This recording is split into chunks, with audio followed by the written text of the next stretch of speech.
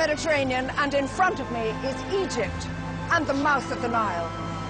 For the next 4 programs, I'm going to be following this mighty river, 4,000 miles, right into the heart of Africa. Join me. Stay with me. You'll feel foolish if you don't. Yes. We're now officially in the Nile.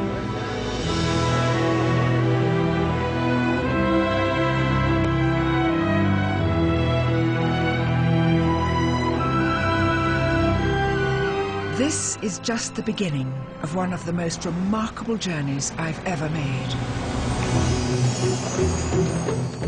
Following in the footsteps of other intrepid explorers, our expedition will take us to faraway lands.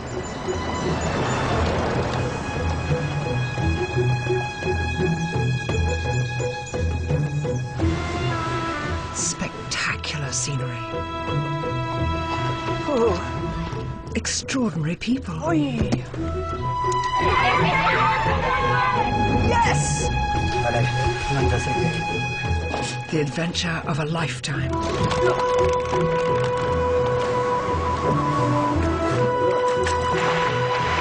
And finally, after 60 tough days, I hope to realize my dream, to reach the source of the Nile. Here we are. Oh my gosh!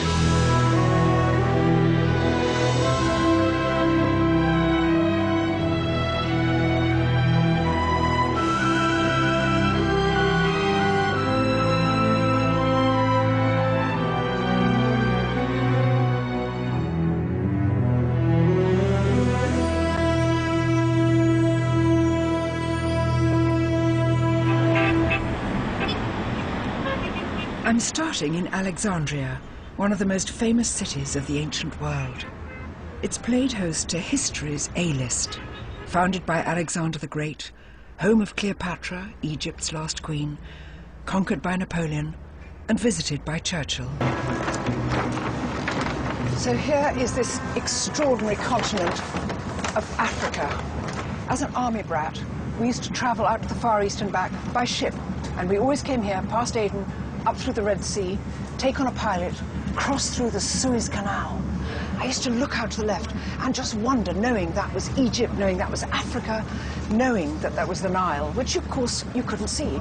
And I've been yearning to see this since I was a little girl, sailing to and fro.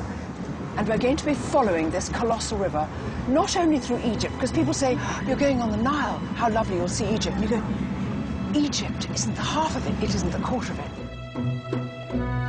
This journey will take me through 5 countries. From Egypt, we'll cross into the deserts of northern Sudan, where in Khartoum the Nile is joined by the Blue Nile, and we'll take a new direction, following the river into the highlands of Ethiopia. We then rejoin the Nile in war-torn southern Sudan, continuing south through Uganda, pushing on into Rwanda, where my journey on the world's longest river comes to an end.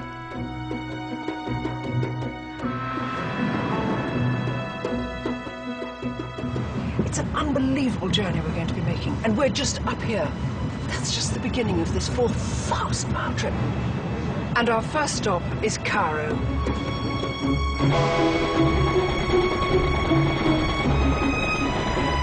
To get to Cairo, the train travels through the Nile Delta, a huge agricultural area the size of Wales and home to over 40 million people. This precious land not only feeds Egypt, but also supplies it with their most famous export, Egyptian cotton.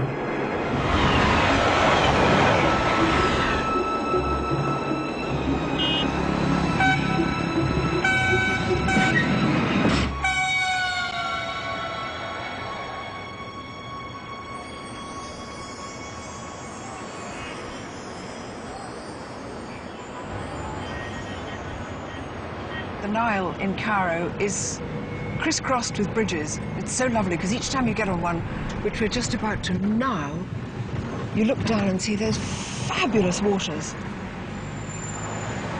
Look how wide it is. It's a huge river, and it's got this Nile green, which I haven't got 2 years because tomorrow I set off on the next part of my journey.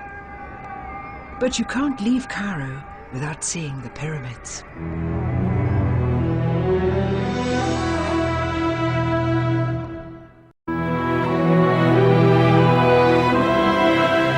I'm travelling along the world's longest river, the Nile, over 4,000 miles from sea to source. It's the most remarkable journey I've ever made. Wow, it's so busy! It started over a month ago in Egypt. Phenomenal.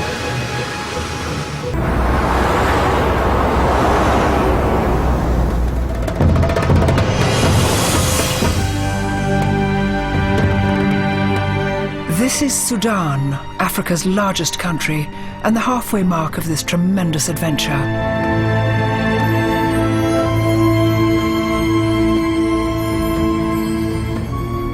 After a week in the desert, I'm looking forward to being back on the river.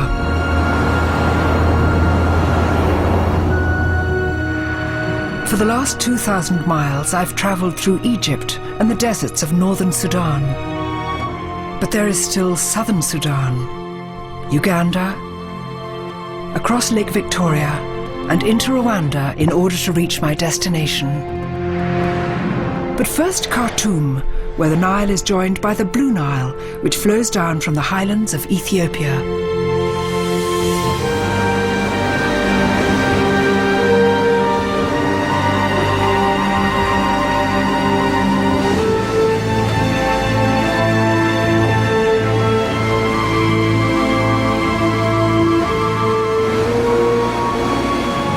Absolutely thrilling. This is where the two great rivers meet. The Blue Nile, the White Nile. And you can just see the difference here. Almost like a line dividing the two rivers. And I've heard this, it's extraordinary. We all think of water mingling together. But here, and all in other parts of the world too, when rivers meet, they sometimes flow for as long as 10 miles together without mixing. You can see patches of it over there, where this rather browner Blue Nile is nearly mixing with the White Nile, which is coming from under those bridges. This is exactly where they meet. Yalla, Walid, yalla.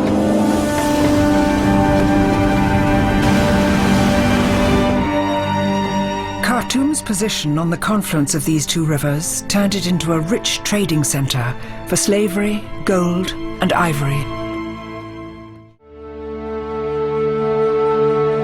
Every year, Khartoum is witness to one of Africa's most extraordinary natural events. For 3 months, the Blue Nile floods, swamping Khartoum and a huge length of the Nile all the way to the Aswan Dam in Egypt. I know all this water comes from somewhere else, so we're leaving Sudan and chartering a plane to travel up the Blue Nile Gorge to Lake Tana, Ethiopia.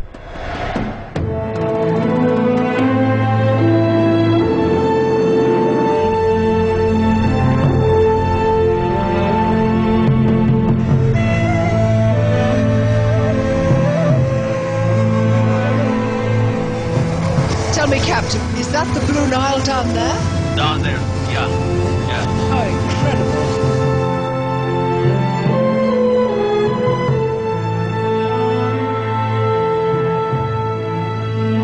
incredible. This is one of Africa's largest canyons, a 250-mile-long gorge.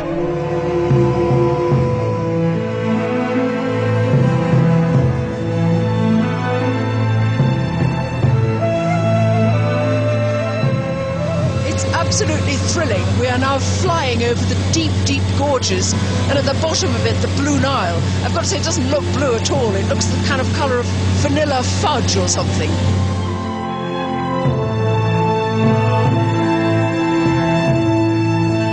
These hills are just, I can't explain it. It's like some twigs with some goat skin thrown over them. Absolutely amazing and completely empty. There seem to be no villages, no people, no roads, nothing. Just mile after mile of rocky, hilly landscape. The bottom of it, this amazing river.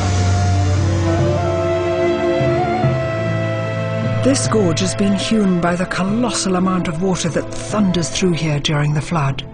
Then the water turns a dark blue, giving the river its name, the Blue Nile. It really is a big river, and the river is fast in some areas and waterfalls, there's no way you can really plan to travel a long distance.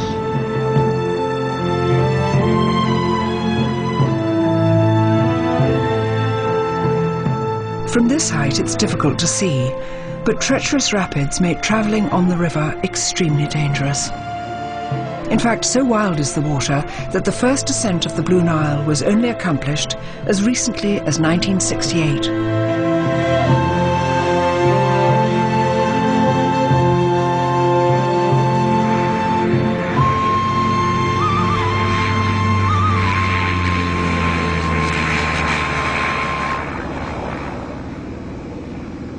At the top of the gorge is Ethiopia's largest lake.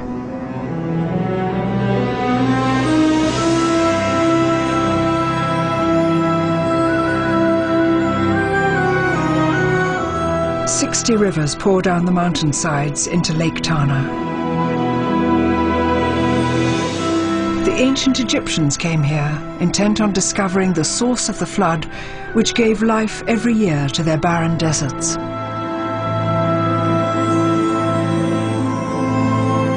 Nestled on the side of the lake is the town of Bahadar.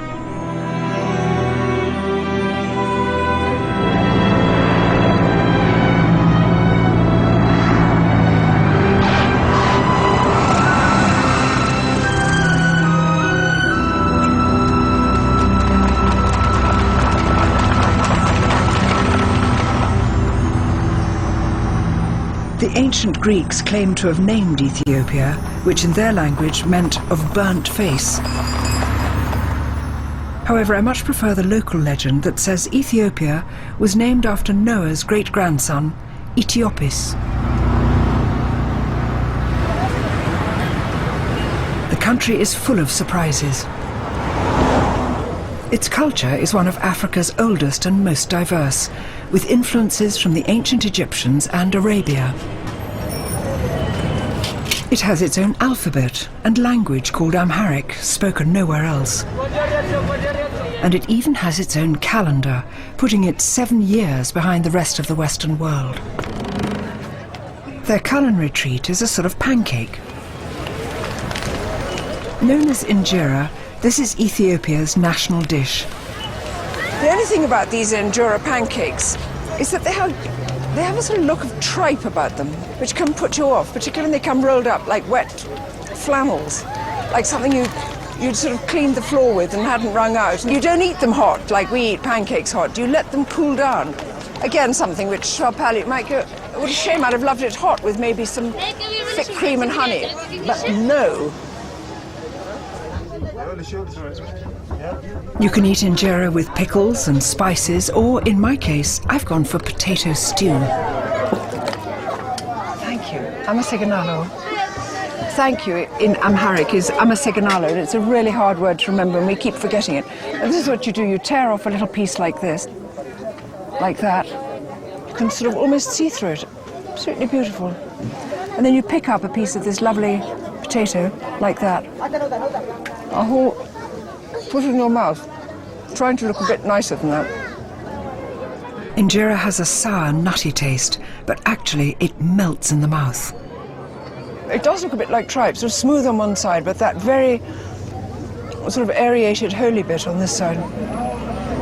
It's actually delicious. Is it? Of course, you can't have injera without trying the local brew, tej. Unlike northern Sudan, alcohol isn't banned here. That said, there aren't pubs on every corner, but there are drinking dens called tej houses, hidden, out-of-the-way places known only to the locals. After 2 weeks of not drinking at all in Sudan, I thought it might be, just a night to sort of break the fast, and I was told to come here. I can hear chatting here, probably in the snug bar. Hello, salam. Salam. Salam, gentlemen. Salam. Salam. Well, this is absolutely lovely. And I understand that tej is made from honey and herbs and roots from a tree called the sado tree. But I don't want to read anything into that. It's going to be absolutely lovely. Thank you. I see I get my own little flagon of it, which looks lovely. Thank you. So, just a sip.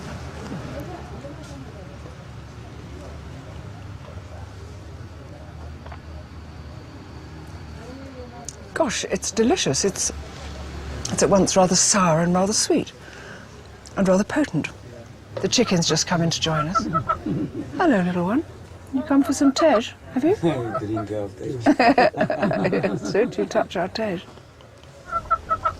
In strength, is it as strong as whiskey or brandy or... No. Whiskey and brandy is stronger. Is stronger. Local drink. Is tej sold in the markets? Do you sell it? No. So it's only It's drunk in... sold only here, but some people will take like this home, especially youngsters, Youngsters? Do they drink tej? university Not alone. students. University students. Well, they're well known for drinking. It's awfully good. It's awfully good. Thank you. Cheers, gentlemen. Cheers. Yes. Cheers to Ethiopia, to the Nile.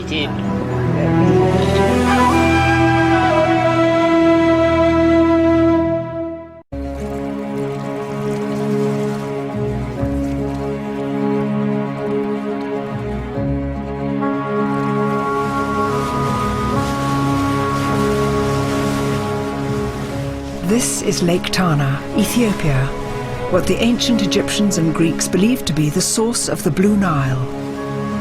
My boat is taking me to the Zege Peninsula, a large jut of land that shares a remarkable connection with England. They've been having a church service which has been going on all night long, celebrating St. George, because St. George is a patron saint over here as well as being patron saint of England. I mean, they sometimes represent him doing sort of saintly things, but mostly they have him on his white horse, slaying a dragon.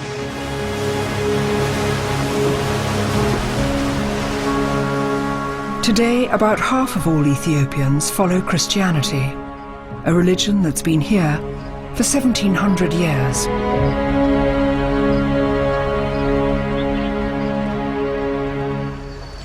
Okay, this is a bit of a jetty.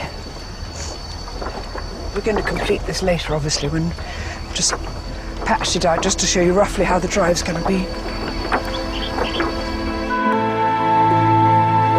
There are more than 20 monasteries on islands in Lake Tana. Most were built in the Middle Ages, but remained hidden from the outside world until the 1930s. Women are banned from many of them in case they prove a temptation to the celibate monks. Salam? Fortunately, here, at one of the most beautiful monasteries on the lake, we are allowed. Greeting me is the youngest deacon I've ever met. Deacon? Deacon Anakulu is just 20. Deacon Anakulu. Hello, Joanna. How nice to see you. Yes, thank you. Thank you very much for meeting Welcome me. to here. Thank you. This is Zege, they call it pt1. Yes. So it's a church and a monastery. Yeah.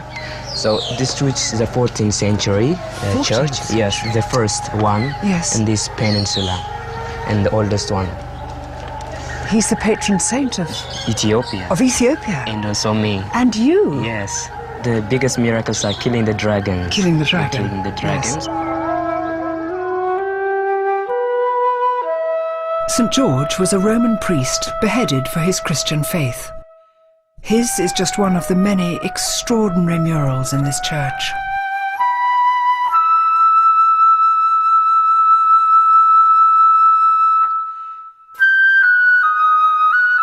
Against this backdrop, the monks have been fasting for a day and a night.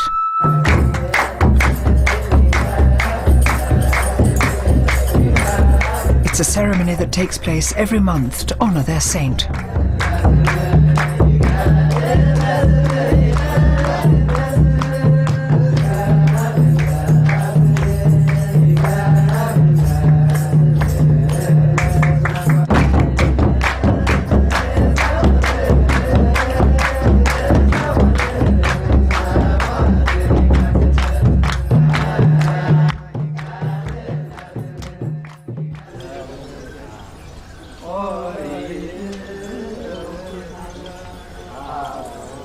St. George is not just the patron saint of Ethiopia and England. So admired is his martyrdom that countries as far away as Portugal and Russia also honour him.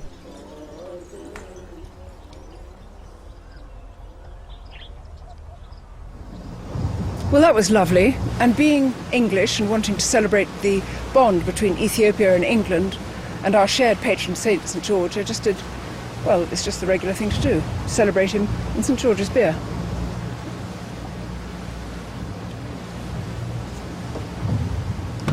I'm quite good at drinking beer on boats. Go.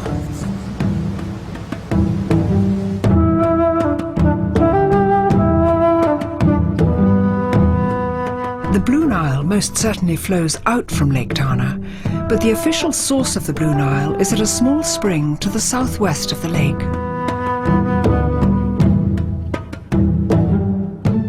So sacred are the waters at the source that they're said to have healing properties. In the same way that pilgrims go to Lourdes, Ethiopians travel hundreds of miles to this spot.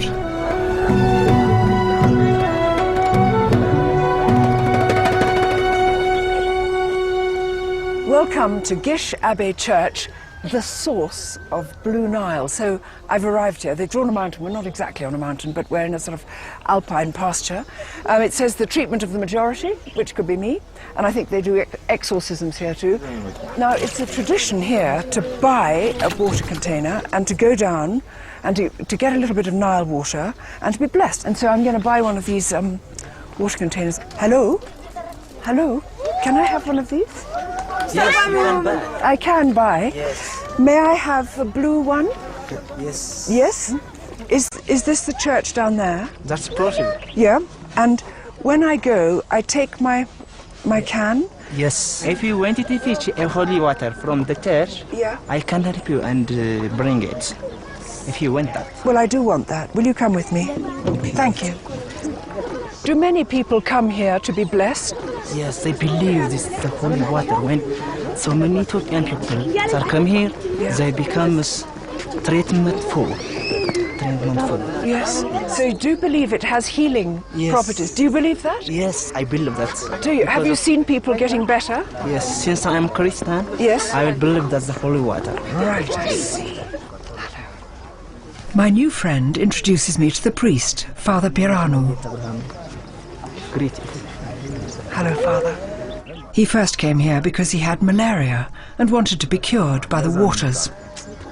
እዚያውን ፈለገጊውን መጥተው የሚፈወሱት በሽታዎች በዓለም ያሉት በሙሉ ከጥቃቅን ከጉንፋን ጀምሮ ከጥቃቅን በሽታዎች እስከ ትልቁ እስከ ኤችአይቪ ወሪያ የቴ በሴደ ካካመጣ ጉሩ አይኑ የታጎረውን ያበራል ጎባጣይ ጀርባውን የጎበጠው እንዲያለው ተቃንቶ እንዲሄድ እግሩ እዚህ የሰለለውን እግሩ ልምሻ ወይም ፖሊዮ ዱላ ለቆ ወይም ምርኳዙ ለቆ ተነስቶ የሚሄድበት ነገር ነው ያለ እዚህ ታላቅ ቦታ ነው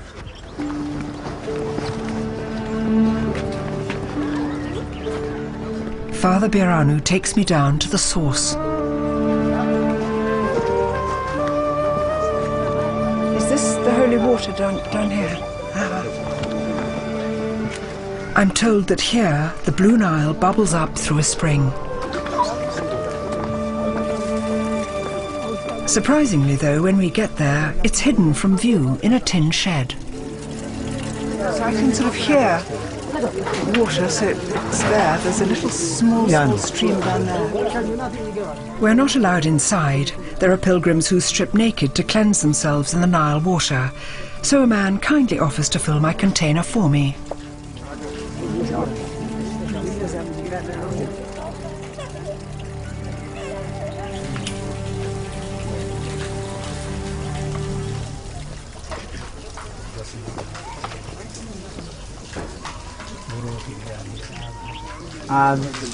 You say ab well መንፈስ ቅዱስ አመናለሁ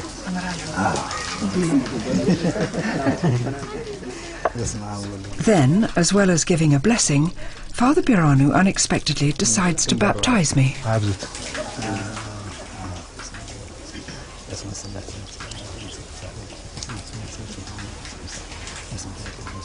ጸጋዬ ሲል ከተሉሽ ማይኪ በረከት ካንቺ ጋር ይሁን እግዚአብሔር ኃይለ እግዚአብሔር አይለይሽ ያ የወልድ መንፈስ ቅዱስ በረከት በላሽ ላይ መንፈስ እግዚአብሔር ይደርብሽ የተጠመቅሽ በመሆንሽ ወለተ ጻድቅ እንድትባይ ሰጅመንሻል Welet Tsarek means child of the righteous. Well,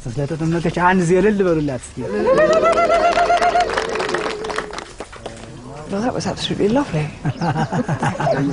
Thank you. I would like Father to write my name, the child of the righteous. Will you write that for me in Amharic so I can translate it into English? በአማርኛ ስሜን Amasignalu. Thank you. Thank you. Thank you. That's me. And actually I can use that in London for any sort of, if I'm arrested for any misdemeanors, I just flash them like fabulous yellow card. And I say, source the Nile, buddy. I'm through.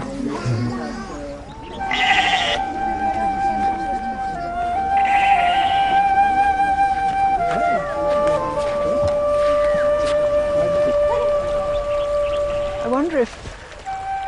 Oh no, they're standing in the Nile down there. I think I can stand in the Nile, I think, don't you?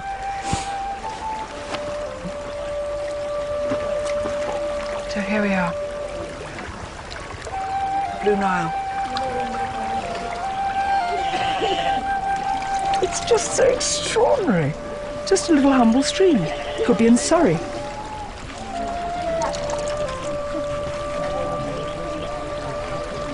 It starts off so tranquilly, doesn't it?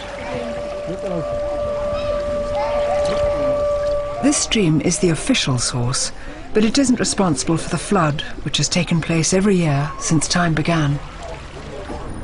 The powerful surge of water actually starts in Ethiopia's highest mountain range, the Simien Mountains.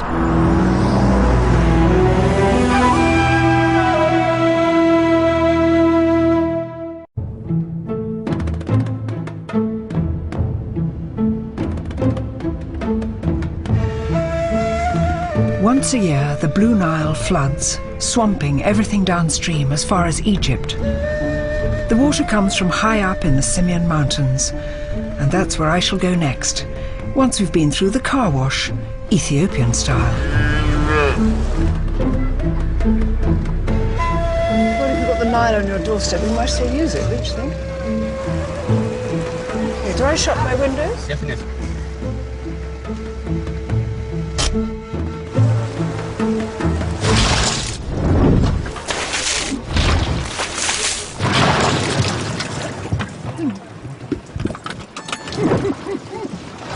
I am getting a wash here from the Blue Nile.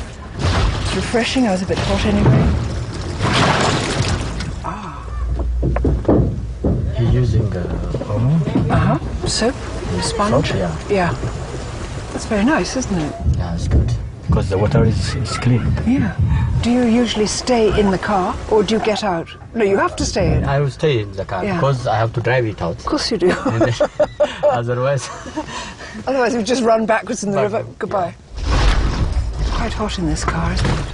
sorry. Hot. Yeah, it's hot, yeah. This is very good for us. Steam. Steam. Steam bath. Yeah, steam.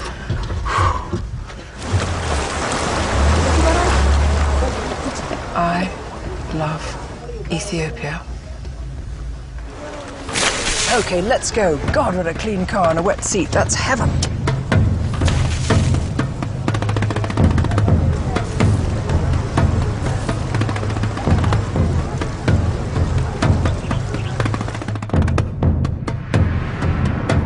Leaving Bahadar, we've a day's drive ahead of us to get to the Simien Mountains. Simien means north in Amharic.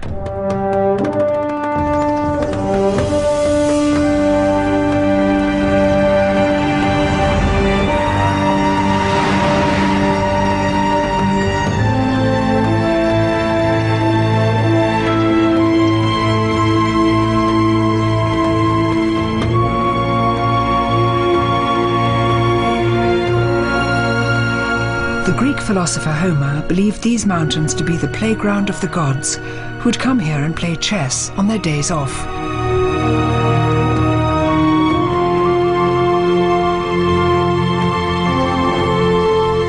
High hills breed hardy people, and in this country, girls are as tough as boys.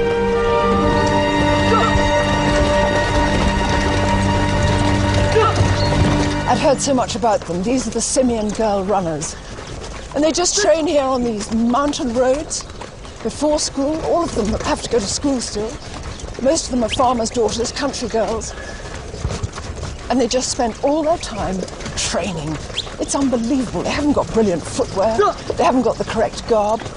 But they are just brilliant. I believe their team is called Girls Gotta Run.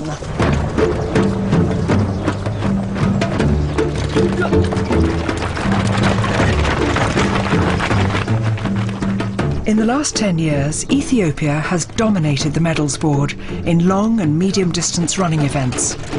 Their most famous athlete is Haile Gebrselassie. Considered one of the greatest runners of all time, he's broken most long distance world records and won 2 Olympic golds. These girls, aged just 14 to 16, are some of Ethiopia's next Olympic hopefuls. They train every other day under the careful tuition of ex-national athlete Melaku Tadios. በከፍተኛ ሎዱ በጣም ከባድ በሆነ አየር ከባድ በሆነበት ትሬኒንግ በሚሰሩበት ሰዓት ከዚህ ሰርተው ወደ አዲስ አበባ ባህር ዳር ሄደው በሚወዳደሩበት ሰዓት አሸናፊ ይሆናሉ። ከዛ ያለው አየር ቀለል ያለ ነው። ለንደን ቢሄዱ ዝቅተኛ ቦታ ላይ በጣም ቆንጆ ነው። በጣም ነው የሚያሸንፉ። ሴቶቹ ይቀላል። ትሬኒንግ በሚሰጥበት ሰዓት ልጆቹ በደንብ ኤክሰርሳይሱን ይሰሩታል እና ከወንድ ይልቅ ሴቶች ልጆቹ አሸናፊ ይሆናሉ።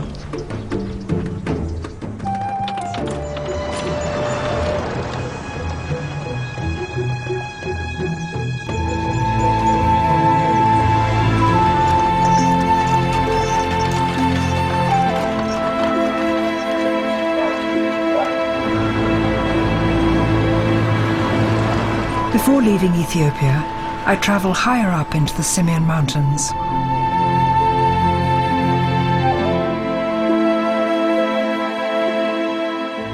Four-fifths of the mountain ranges in Africa are in Ethiopia.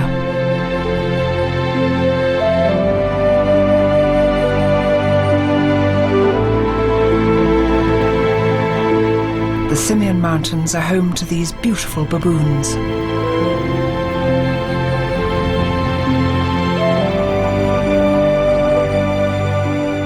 The Gelada baboons are found here and nowhere else in the world.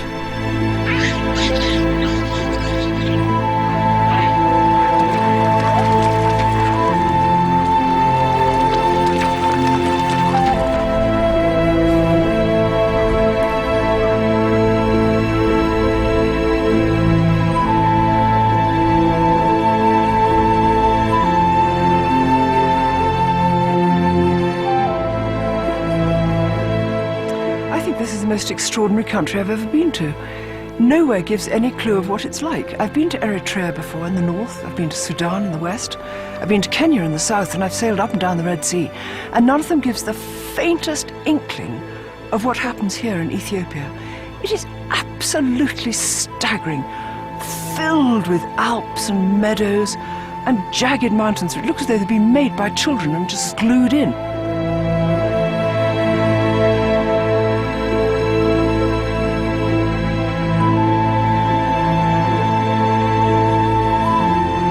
These are some of Africa's tallest mountains, over 2 miles high.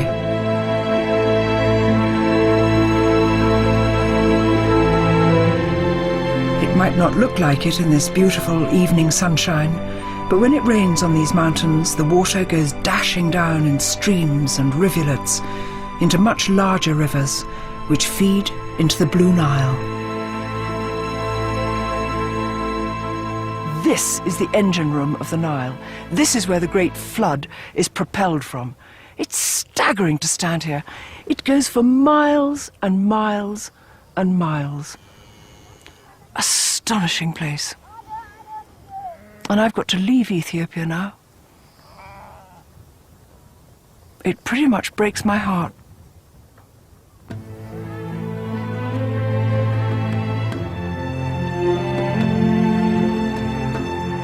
I must push on to the final stage of my journey that will take me into Uganda, then Rwanda, and the source of the Nile itself.